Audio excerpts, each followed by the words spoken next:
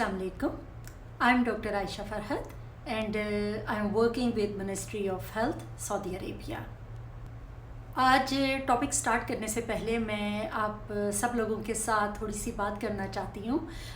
मुझे बहुत ज़्यादा खुशी हो रही है आप लोगों के साथ ये सब शेयर करते हुए कि जब मैंने इस चैनल का एनालिटिक्स चेक किया तो it was around to be more than 2000 hours time, यानी 2000 घंटों से भी ज़्यादा जो है इसको इन वीडियो को देखा जा चुका था। तो ऑफ़ कोर्स मुझे बहुत ज़्यादा खुशी हुई कि आप लोगों को ये पसंद आ रही हैं, समझ भी आ रही हैं, तो ही आप लोग इसको देख रहे हैं।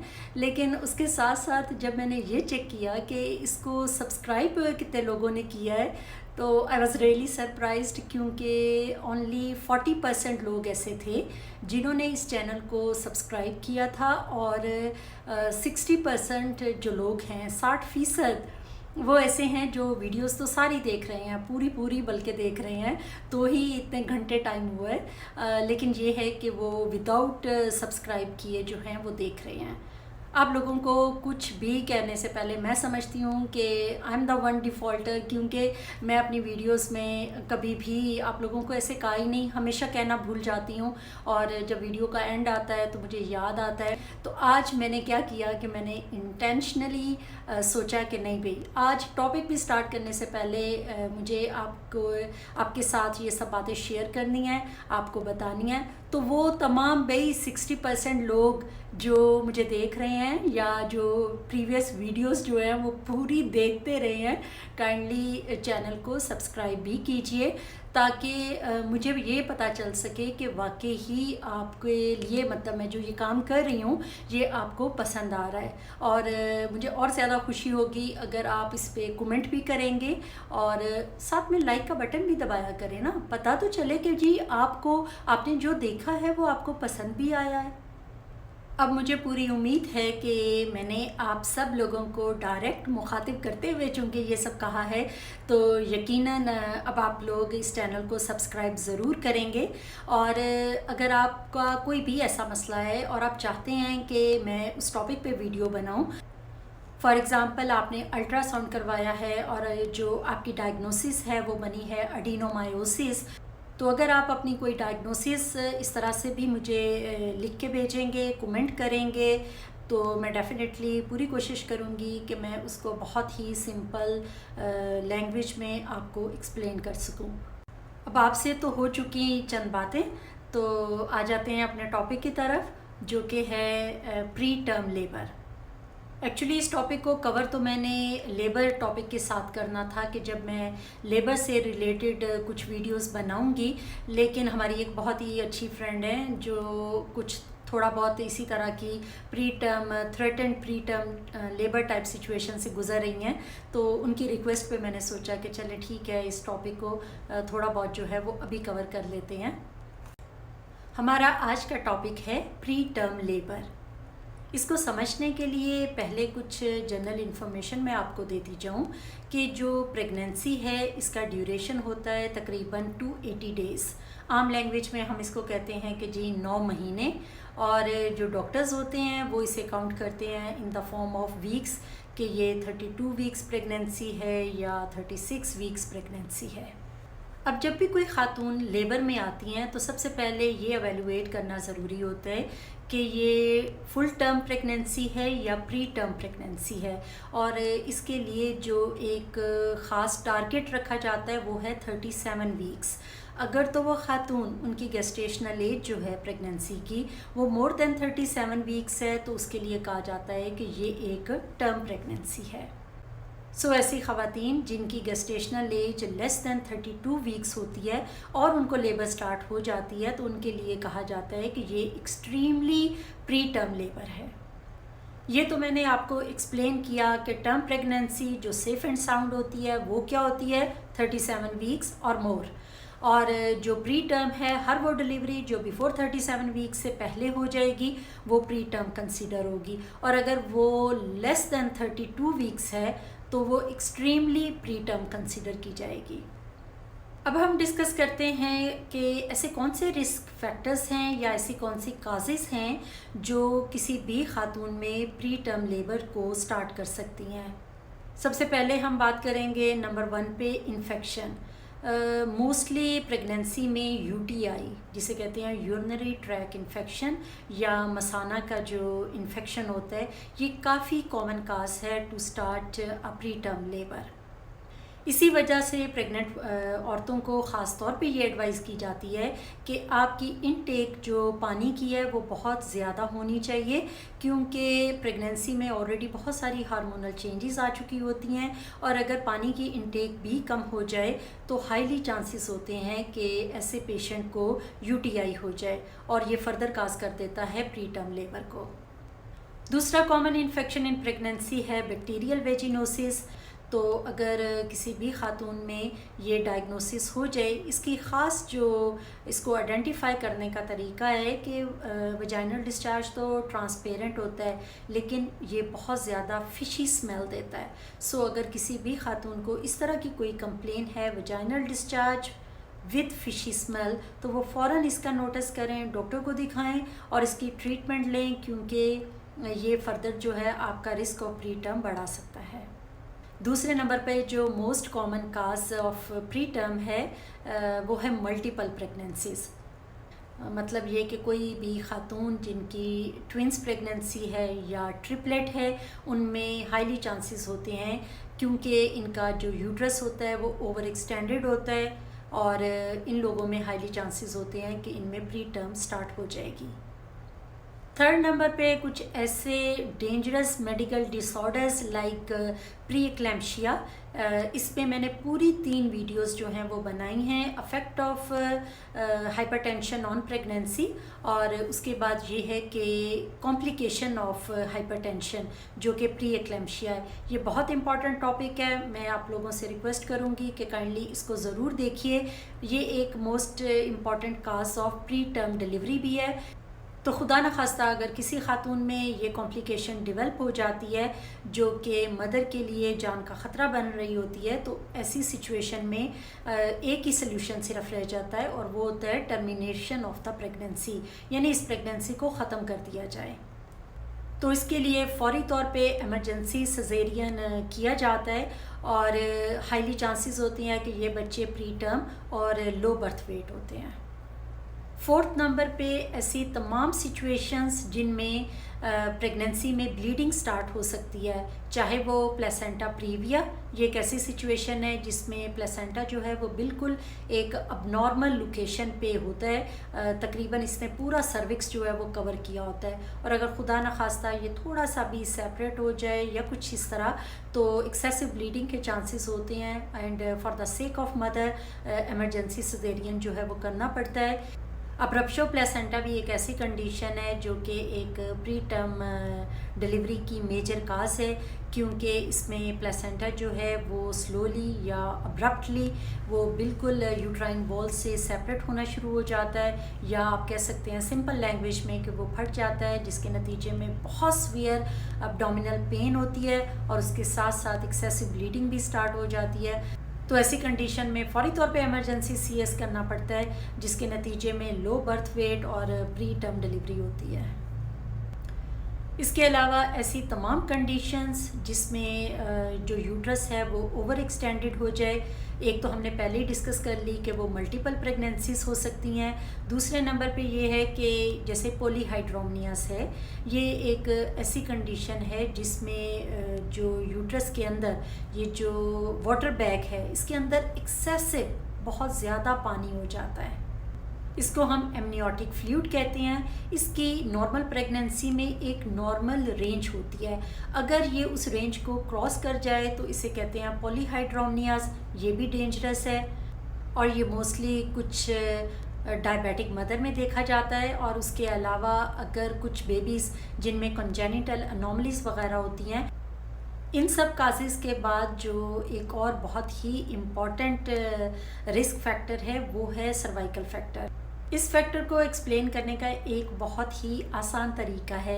आप सब फेमिलियर हैं, ये जो नाशपाती एक फल है बहुत ही कॉमन, अगर आप इस फ्रूट को बिल्कुल उल्टा करके पकड़ लें तो आप ये बिल्कुल यूट्रस की शक्ल का होता है। सर्विक्स की जो नॉर्मल लेंथ है वो तकरीबन मोर देन 3 सेंटीमीटर होती है, लेकिन कुछ पेशेंट में जिनमें अनफॉर्चुनेटली किसी किस्म की कोई सर्विक्स से रिलेटेड सर्जरी की हिस्ट्री है, जैसे कोई कोन बायोप्सी है या रिगार्डिंग टू मैलिग्नेंसी उनकी कोई सर्विक्स से रिलेटेड सर्जरी हो चुकी है, तो ऐसी कंडीशन में जो लेंथ ऑफ सर्विक्स है वो बहुत कम होती है। और ऐसे पेशेंट का हाईली चांसेस होते हैं कि अगर वो प्रेग्नेंट होंगी तो उनमें प्री टर्म के जो चांसेस हैं वो बढ़ जाएंगे। इसके अलावा आप में से बहुत सारे लोगों ने ये सुना होगा कि जी वाटर बैग जो है वो लीक हो गया। ये ज़रूरी नहीं होता कि पूरा 9 महीने ही हों और फिर ही वाटर बैग जो है वो लीकेज हो जाए या वो रप्चर हो जाए। ये पूरी प्रेगनेंसी में किसी भी वक्त हो सकता है। इस कंडीशन को कहते हैं pre labour rupture of membrane. लेकिन अगर खुदा न खास्ता गेस्टेशनल एज बहुत ही कम है, पेशेंट की अभी 7 मंथ जा रहा है और वाटर बैग जो है वो लीक हो गया है, तो इसके लिए जो है वो टर्म बोली जाती है PPROM, मतलब pre term and pre labour rupture of membrane. ये एक बहुत ही इम्पॉर्टेंट टॉपिक है और ये एक मेजर काज है प्री टर्म डिलीवरी की। मैं इसे कोशिश करूँगी कि साइड बाय साइड एक दूसरी वीडियो में इसको एक्सप्लेन कर दूँ। तो अगर खुदा न खास्ता ये सिचुएशन हो गई है तो ये एक मेजर काज जो है वो प्री टर्म डिलीवरी की बन जाती है। इन सब काजेज़ के अलावा जो एक और बहुत ही मोस्ट इम्पॉर्टेंट रीज़न है प्री टर्म डिलीवरी की, वो है स्ट्रेस। जी हाँ, बिल्कुल, stress, anxiety, depression, whatever the causes, ये सारी सिचुएशंस जो हैं रिस्क ऑफ प्री टर्म को बढ़ा देती हैं, क्योंकि स्ट्रेस में ख़ास तौर पे ब्रेन से और इस तरह के हार्मोन्स सिक्रीट होते हैं जो प्री टर्म डिलीवरी को स्टिमुलेट कर सकते हैं। ऐसी सिचुएशन ख़ास तौर पे यंग बच्चियों में देखी गई है कि एग्ज़ाम्स की टेंशन की वजह से अक्सर औकात उनके जो पीरियड्स हैं ख़ास तौर पे उस महीने में वक्त से पहले स्टार्ट हो जाते हैं। तो अगर ये चीज़ मेंस्ट्रुएशन जो कि एक नॉर्मल साइकिल है उस पर अफेक्ट कर सकती है, तो ऑटोमेटिकली आप खुद ही सोच लें कि ये प्रेगनेंसी को किस हद तक अफेक्ट करेगी। सो प्रेगनेंसी में मैक्सिमम कोशिश करें कि अपने आप को स्ट्रेस फ्री रखें। इसके अलावा जो प्रेग्नेंट मदर का जो वेट है वो भी बहुत इम्पॉर्टेंट है, क्योंकि प्री टर्म डिलीवरी जो है वो मोस्टली उन ख़वातीन में देखी गई है जो या तो वो ओवरवेट होती हैं या वो बहुत ही ज़्यादा अंडर वेट होती हैं। तो कोशिश किया करें कि अपने वेट को जो है वो बिफ़ोर प्रेगनेंसी ही आप विद अ नॉर्मल BMI जो आप रेंज है आप उसमें रखें, ताकि आप में risk of pre term delivery जो है वो कम हो सके। उसके अलावा कुछ दूसरे माइनर रिस्क फैक्टर्स हैं, फॉर एग्ज़ाम्पल स्मोकिंग, ये भी काज करती है प्री टर्म को। और इसके अलावा प्री टर्म उन लोगों में देखी गई है जिनका लो सोशो इकोनॉमिक स्टेटस होता है। इसकी शायद वजह ये है कि ये लोग जो हैं वो प्रॉपरली अपना एंटीनेटल केयर जो विज़िट हैं वो अरेंज नहीं कर पाते, और अगर इनमें किसी भी किस्म के कोई रिस्क फैक्टर्स होते हैं या कोई इन्फेक्शन इनको होता है, ये प्रॉपरली चूँकि वक्त पे डायग्नोस नहीं होते तो इनको उसकी ट्रीटमेंट भी नहीं मिलती, जिसकी वजह से ये प्री टर्म डिलीवर हो जाती हैं। इसके अलावा डोमेस्टिक वायलेंस जो है वो भी एक रीज़न है प्री टर्म की। डोमेस्टिक वायलेंस का मतलब होता है घरेलू तशद्दुद। ये जो घरों में अक्सर लड़ाइयाँ होती हैं उसमें खुदा न खास्ता अगर कोई एब्डोमिनल ब्लंट ट्रॉमा वगैरह हो गया है तो ये भी एक cause of pre term delivery हो सकती है। और मैटरनल एज बहुत ज़्यादा इम्पॉर्टेंट है। अगर तो माँ की एज 17 ईयर्स से यानी वो टीनेजर मदर है तो उसमें भी रिस्क ऑफ प्री टर्म, क्योंकि मैंने एक्सप्लेन किया था कि प्री एक्लेम्शिया भी इस तरह की यंग मदर्स में बहुत ज़्यादा होता है। तो ये सारी चीज़ें जो हैं वो एक दूसरे से को रिलेट कर रही हैं। एज कम है तो मेडिकल डिसऑर्डर्स आ गए हैं, मेडिकल डिसऑर्डर्स जो हैं वो फर्दर प्री टर्म को जो है वो काज कर रहे हैं। और इसके ऑपोजिट अगर मदर की एज जो है वो ज़्यादा है तो वो भी एक रीज़न है, क्योंकि जितनी मैटरनल एज ज़्यादा होगी उतने ही जो हैं वो मेडिकल डिसऑर्डर्स के चांसेस ज़्यादा होंगे। So age of the mother जो है वो एक बहुत ही इम्पॉर्टेंट रिस्क फैक्टर है फॉर प्री टर्म डिलीवरी। इसके अलावा प्री टर्म ऐसी मदर्स में भी देखी गई हैं जिनकी जो वर्क प्लेस है वो थोड़े सा एग्जॉस्टेड है, यानी वो वर्किंग वोमेन है, उनके वर्किंग आवर्स कुछ ज़्यादा हैं, या ये कि उनको खड़े रह के ज़्यादा काम करना पड़ता है, या उनके जो नेचर ऑफ जॉब है वो ज़्यादा फिज़िकल एक्सर्शन वाली है। तो ये भी एक बहुत ही इम्पॉर्टेंट रिस्क फैक्टर है फॉर वर्किंग मदर्स। इन सब के अलावा जो यूट्राइन अनोमलीज हैं, यानी किसी खातून में जो यूट्रस है वो ही अब नॉर्मल शेप का है, ये भी मैं रिकरेंट अबॉर्शन में एक्सप्लेन कर चुकी हूँ। तो उसमें भी क्या होता है कि अगर कोई अबनॉर्मल शेप है और प्रेगनेंसी जो है वो चलती जा रही है तो एक ख़ास लिमिट तक जाके वो उससे ज़्यादा ग्रो नहीं हो सकती, क्योंकि यूट्रस थोड़ा सा अबनॉर्मल शेप का होता है, वो उतना एक्सपेंड नहीं हो पाता, तो उसके नतीजे में भी प्री टर्म डिलीवरी होती है। इसके अलावा बहुत सारे प्री टर्म केसेस में ये भी देखा गया है कि दो प्रेगनेंसी के दरमियान आपका जो वक्फा है वो बहुत अगर कम है तो रिस्क ऑफ प्री टर्म जो है वो बढ़ जाता है। इससे रिलेटेड मुख्तलिफ जर्नल्स में ये लिखा गया है कि तकरीबन जो 1.5 साल का गैप है वो बिल्कुल ठीक है, लेकिन अगर आपका जो गैप है वो 6 मंथ या विद इन 1 ईयर आपकी दूसरी प्रेगनेंसी जो है वो स्टार्ट हो चुकी है, तो आप ज़हनी तौर पे तैयार हैं कि हो सकता है, ज़रूरी नहीं है कि हर खातून के साथ हो। जब भी मैं कोई भी रिस्क फैक्टर्स या किसी भी सिचुएशन को एक्सप्लेन कर रही होती हूँ तो आप हमेशा ये ज़हन में रखा करें कि ये सारी चीज़ें जो हैं वो सब ख़वातीन में नहीं होंगी, किसी में कुछ रिस्क फैक्टर्स होंगे, किसी में कोई दूसरे रिस्क फैक्टर्स होंगे। तो ये जो मैं आपको एक लॉन्ग लिस्ट एक्सप्लेन कर रही हूँ, ये सब के सब जो हैं प्री टर्म लेबर जो है वो काज कर सकते हैं।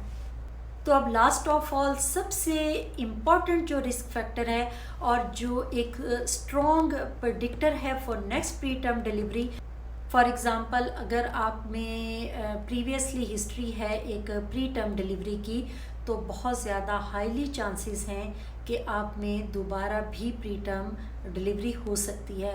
हर प्रीवियस प्री टर्म डिलीवरी जो है वो नेक्स्ट प्री टर्म के रिस्क को बढ़ा देती है। तो अब नेक्स्ट पॉइंट आता है कि how we can prevent it, मतलब हम इससे अपने आप को किस तरह से बचा सकते हैं। तो उसका एक बहुत ही इजी जो सल्यूशन है वो ये है कि ये तमाम काजेज़, इनमें से कुछ तो ऐसी हैं जो हमारे अपने हाथ में हैं, तो हम कोशिश करें कि हम उनको कंट्रोल कर सकें। फॉर एग्ज़ाम्पल जैसे कि मैंने एडवाइस किया कि अपनी वाटर इनटेक जो है वो बेहतर रखें ताकि आपको यूटीआई ना हो। दूसरा ये है कि प्रेगनेंसी में जो है वो गैप जो है उसको कोशिश करें कि वो मोर देन 18 मंथ जो है 1.5 साल का एटलीस्ट हो। अगर आप में कोई मेडिकल डिसऑर्डर्स हैं तो उनको प्रेगनेंसी प्लान करने से पहले अच्छी तरह से मॉनिटर कर लें। प्री कॉन्सेप्शनल काउंसलिंग जो है वो डॉक्टर से ले लें।